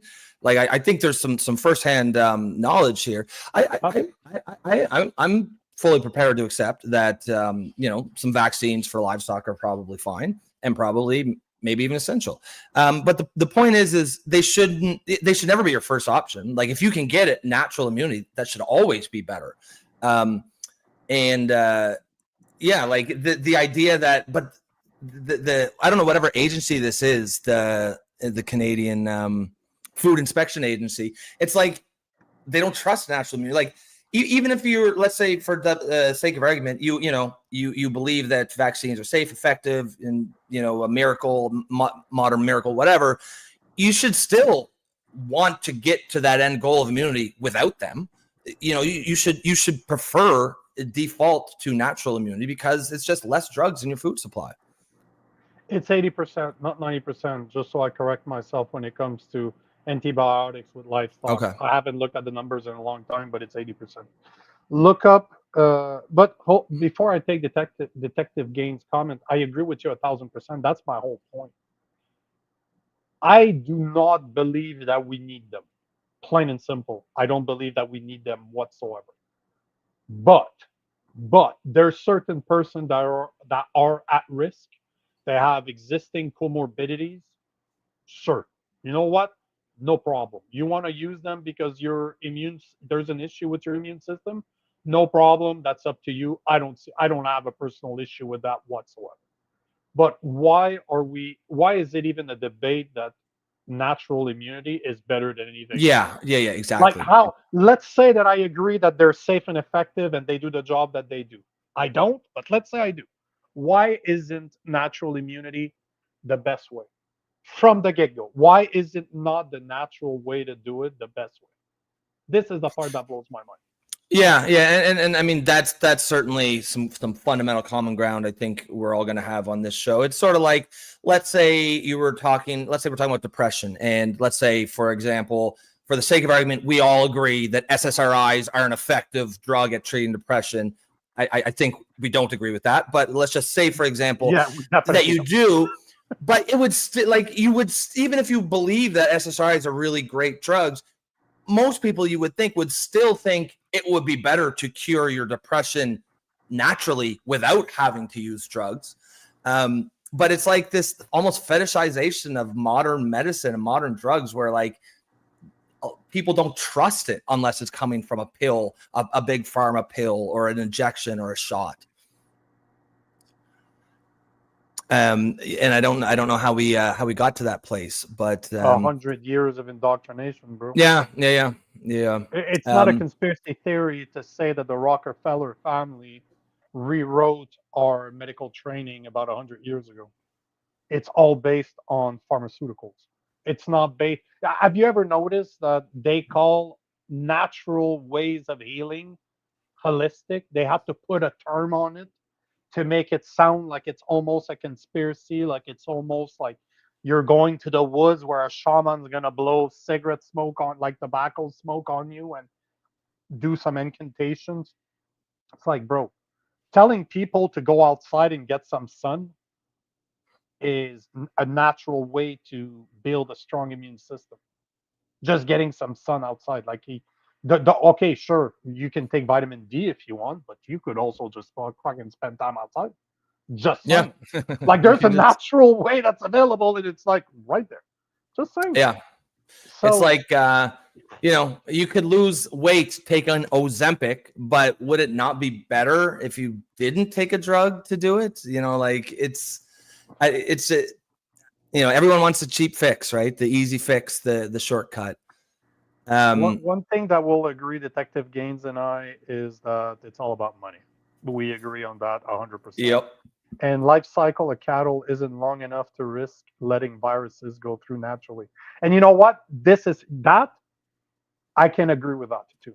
That I can agree with you too. Saying that, you know what, that would make sense. That you don't have, just like those ostriches, you don't have the time to actually let them build naturally. Yes. Yeah. Don't have them. Humans are obviously different. Put the whoop whoop in it in order to make sure that you're not killing a bunch of your livestock just so that the herd builds immunity. You know what? That makes sense from money perspective. Yeah, sure. But it sounds like this herd has actually got some form of natural immunity, right? And like that should be celebrated, and they should be studied, and they should be bred. And like if you had, that's the way to fight against this flu, not going around killing every herd that comes into contact with it. It's to breed the ones that actually survive it, because they obviously have that natural immunity to it. There's a reason why when the Europeans came over to Europe, why a lot of the natives got sick with disease and died, but the opposite didn't happen. It's because after centuries of like the Black Death and enormous plagues over in Europe, the surviving ones had pretty good immune systems, because the ones who didn't died the fuck off hundreds of years ago. The Native Americans didn't have the density to have those kind of pandemics, and so they never went through that. And so when the Europeans came, it wasn't that they were like dirty and diseased. It was just that they had strong immune systems naturally that weren't harming them, but that were deadly to the natives. So this is essentially what the ostrich herd has, is they've got this natural immunity because the weak ones have died, and now that's left is the ones that have an immunity against it. So you shouldn't be killing them. You should be fucking breeding them. Alcohol being the perfect example. I've worked in bars before, and you know that natives can't handle alcohol. It's something like biological, right? Yeah, because it hasn't been around. Like alcohol for them have been around for a maximum of 400 years. Yeah, we've had alcohol in our societies for more than 2,000 years. So people who are like uniquely susceptible to it probably, died off thousands or hundreds of It's years just ago. that we have more. We developed a, what's the term I'm looking for here? I can't remember what the actual proper term is, but we're just more. Our system is more used. Like a tolerance or what? I guess Yeah. tolerance would be used. Yeah. Yeah, we developed a tolerance to it, and you see it from natives that they don't handle alcohol very well. No, and that's why, alcoholism seems to be, easier. Like they seem to have some sort of susceptibility to it. And no, that's not racist. That's just a fucking fact. Before. So sorry, I'm popped saying out. no, it's not racist. It's just No. okay. I'm sure they'll say it though. They'll say it. All right, we'll cut her there because we were trying to get more disciplined with our time and end at 2 every day. Guys, thank you so much for joining the show today. If you are coming in as a first-time viewer, or even if you're a recurring viewer but you haven't subscribed yet, that is the best way you can support us and support independent media like us, is becoming a member for the low price of $2.99 a month.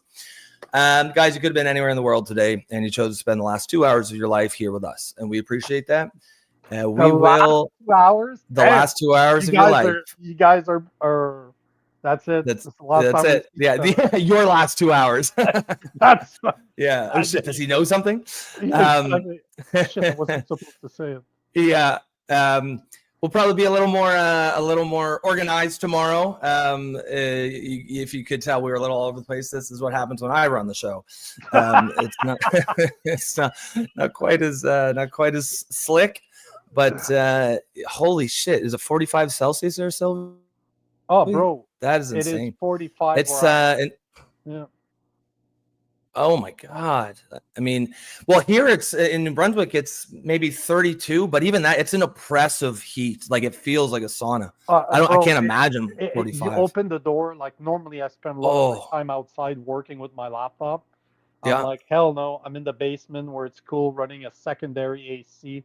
We bought an AC unit downstairs just to make sure that we're good, because it is fucking cold, bro. It's 45. Yeah, it's like a slap in the face. You open. It's like like a thick, like you're in a liquid or something. Yep. All right, guys, we will catch you tomorrow. What is it, Wednesday? Yep, a regular Wednesday show, same time, same channel. Have a great night, folks.